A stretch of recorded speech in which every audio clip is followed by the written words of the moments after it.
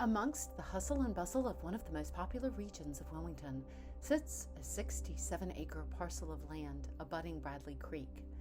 Magnificent gardens and stoic live oaks sit in remembrance of shades of the past to creatures and humans alike. A rich history creates the backdrop for a home like no other. This elegant home sits on property whose history dates back to the early 1700s.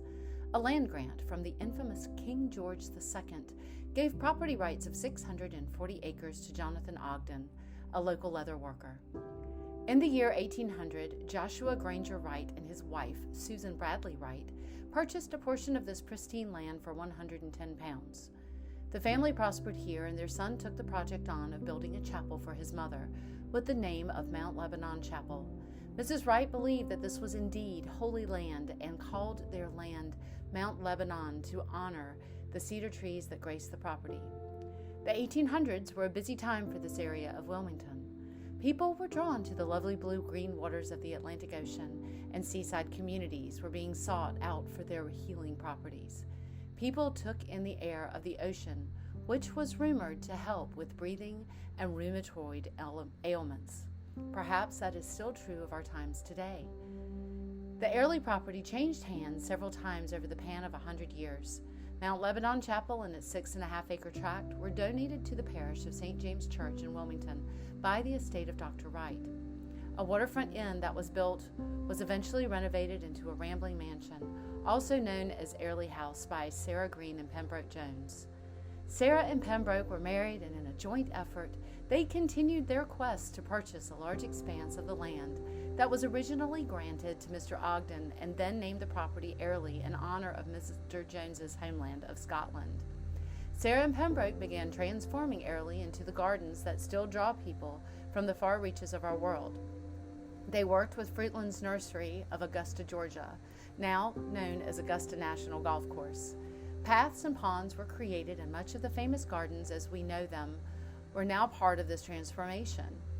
Sarah and Pembroke cultivated this land with the help of full-time staff and gardeners.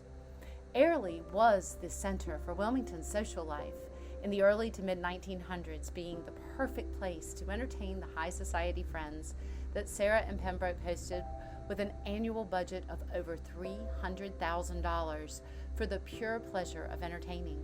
The inn that had been built in the 1880s had been transformed into a rambling mansion known as the Airlie House. Sarah continued the quest for landscaping with installations of gardens and spring bulbs.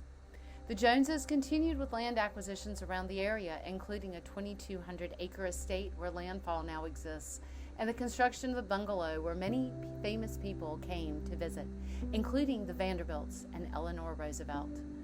Garden tours like the ones now began in 1931 and continued by personal invitation until Sarah passed away at age 84.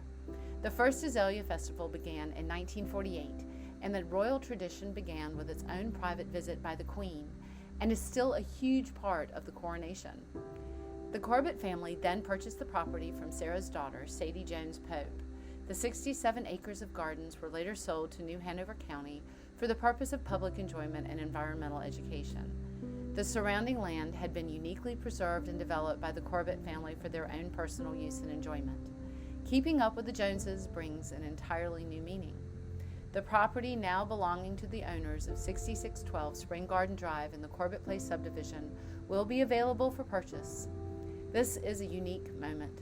The history of this property will carry on with the new owners. From King George II to current times, this home not only represents the coastal lifestyle that Wilmington has to offer, it also carves out a specific piece of the past with roots as deep as the live oaks that grace the property. Expansive views and water access will create an experience, the same experience from people standing on the shore in the 1700s. Your own piece of Airlie awaits.